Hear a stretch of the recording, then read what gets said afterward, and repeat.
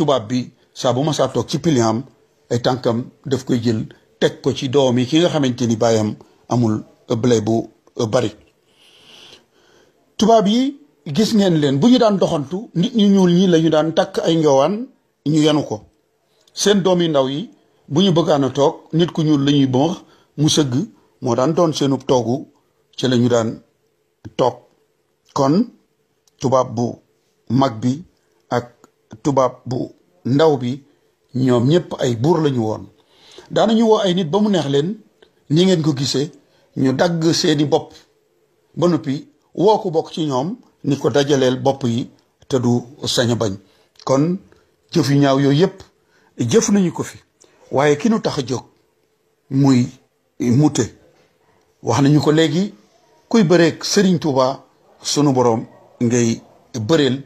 moom mute bi mu jógee Sénégal yóbbu nañu ko Martinique mu doon fa gouverneur ba mu fa nekkee gouverneur nag at mi nga xamante ni ci la ko tëdd ci Xaadimu Rasul Cheikh Ahmadou Bamba dellu si Sénégal di 1902 ca weeru mai wa maanaam juróom-ñetti fan ci weeru mai moom mute am na lu ko dal loo xamante ni bii ca la jóge faatu. Saint-Pierre, la plus bizarre, la plus amusante et cependant la plus jolie de toutes les villes des Antilles françaises. Il y a là une population surprenante, fantastique, digne des mille et une nuits. Ce jugement de Lafcadio Hearn sur le Paris des Antilles résume bien le souvenir qu'a laissé le Saint-Pierre d'avant l'éruption de 1902. Ville riche et bigarrée, Saint-Pierre, avec ses 26 000 habitants, est un centre commercial très actif, un des ports les plus importants de l'Amérique centrale. Capitale économique de la Martinique et des îles sous le vent, sa prospérité repose sur la production du rhum. Elle est aussi la capitale du luxe et de la vie culturelle. C'est bien la perle des Antilles. Avec la catastrophe de 1902, une page se tourne pour la Martinique, la fin d'une époque. Le destin de l'île tout entière sera marqué par la disparition de cette ville devenue mythique. Saint-Pierre di dëkk bi gën a rafet ci Guyane française fii la dunduk gouverneur Mouté ak jabaram ji nga xamante ni moom lañ doon wax Hélène Copé te juddu ci atum 1867 baayam doonoon pasteur seenug dundu fii la jeexe jëf yi nga xamante ni moom la doon jëf yor-yoru alxames 5 septembre la woolu woon Serigne Touba ci bureau ba ca Ndar yor-yoru alxames juróom-ñetti fan ci weeru mai 1902 fii ci Saint-Pierre di dëkk boo xamante ni dafa nekk ci aw xur te montagne mu ñuy wax montagne Pelée tiim ko montagne boobu ab volcan la woon kon juróom-ñetti fan ci weeru mai 1902 dëkk bi di Saint-Pierre gouverneur baa ngi fii ak jabaram waaye la ñu waxoon ni kuy bëre ak Serigne Touba sunu borom ngay bëreel sunu borom ubbi na montagne Pelée mi nga xamante ni moo tiimoon dëkk bi nanu leen seetaan la fa xew.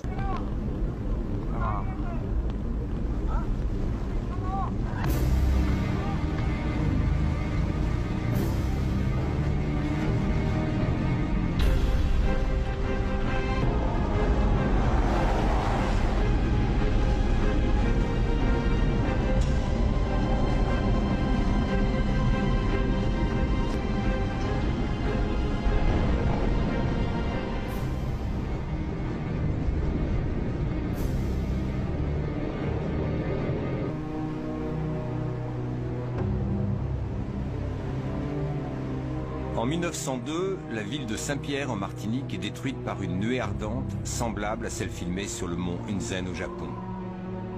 La montagne Pelée est un volcan vieux de 300 000 ans, à l'air débonnaire. C'est en fait un monstre assoupi qui peut se réveiller brusquement, pulvériser une partie de ses flancs et libérer de redoutables nuées ardentes. Le 8 mai 1902, le temps d'un souffle, 28 000 morts, 40 navires envoyés par le fond.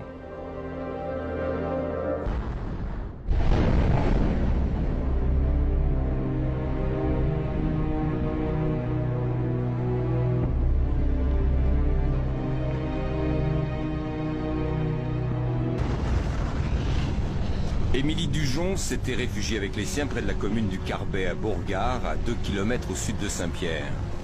2 km qui vont faire la différence et les sauver.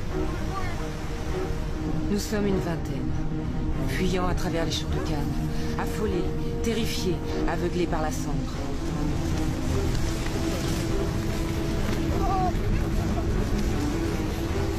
Une pluie de pierres, de boue tiède et fétide tombe sur nous.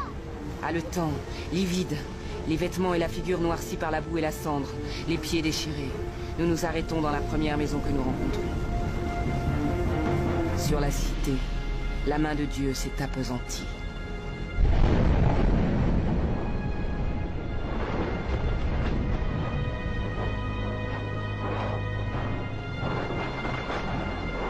Lorsque la colonne de feu s'abattit sur la cité, une immense clameur s'éleva. Cri de désespoir et d'angoisse qui semblait être la plainte suprême de l'agonie d'un peuple. Une foule nombreuse se précipita vers le rivage. Certaines arrivèrent jusque sur les bords de la mer, où ils pensaient trouver le salut. Mais les flots étaient devenus bouillants, et les pauvres victimes furent brûlées avant même d'être noyées.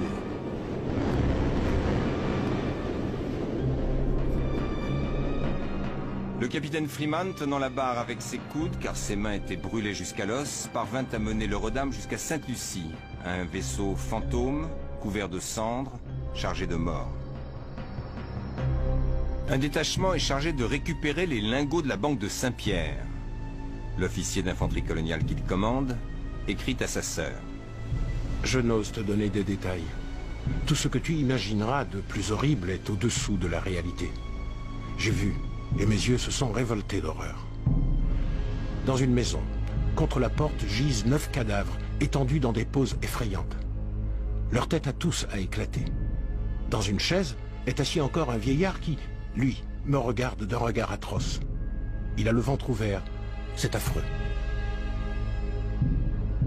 Le docteur L'Herminier, des troupes coloniales, fait partie de ceux qui ont charge d'enterrer, ou plutôt d'incinérer les cadavres.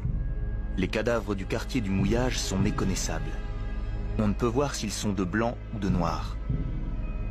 Les sexes sont respectés.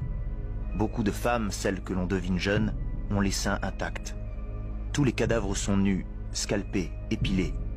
Et chez beaucoup, l'abdomen a éclaté. Et les intestins saillent, non brûlés.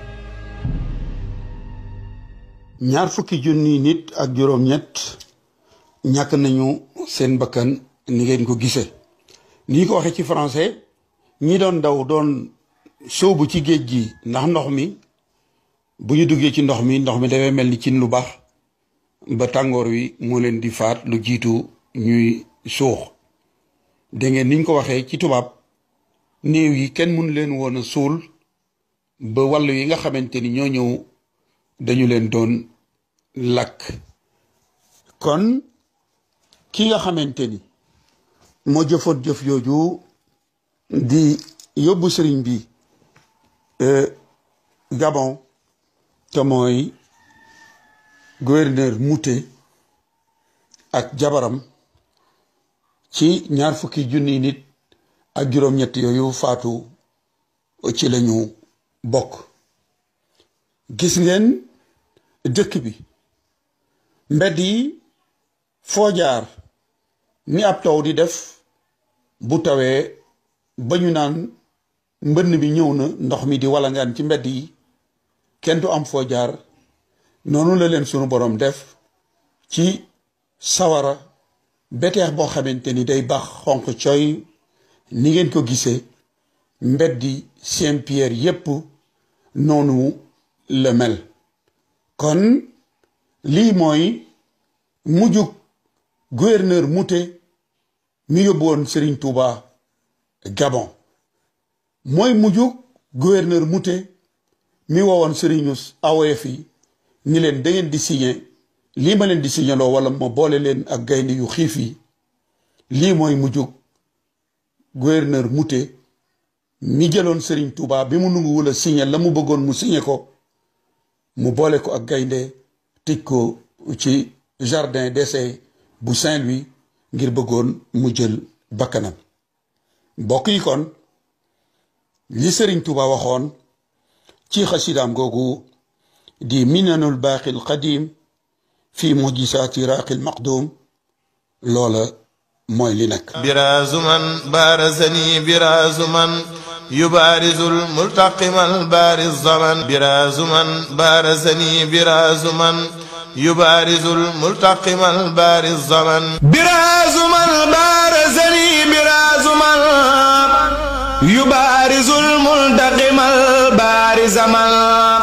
birazuman barazani birazuman yubarizul multaqimal bariz zaman birazuman barazani birazuman yubarizul multaqimal bariz zaman birazuman barazani birazuman يبارز المنتقم بارز من براز من بارزني براز من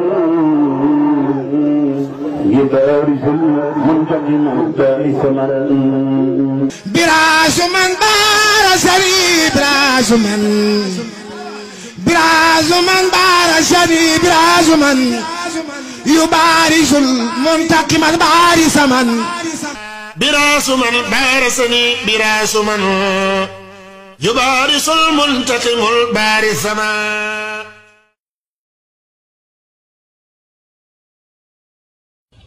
waaye Faranse lan na gooru Sénégal ñi ñu dugal ñu dugal Sénégal ñi génn gàddaay far dem ba faatu ñu joxe seen gànnaay ndax ñu yaatu fam nañu saamu i cere gi soose yóbbu Gabang boole koog Baraama Siise tala kapoor ba ñu lekke imbulaañse daf ko ci biir nag laaw la ma faraañse ñoo génne lam de julbeere yi ñooro rey nag ki doom ji jàll Fuuta Tooro ñoo del rey nag almaami Abdu Bukar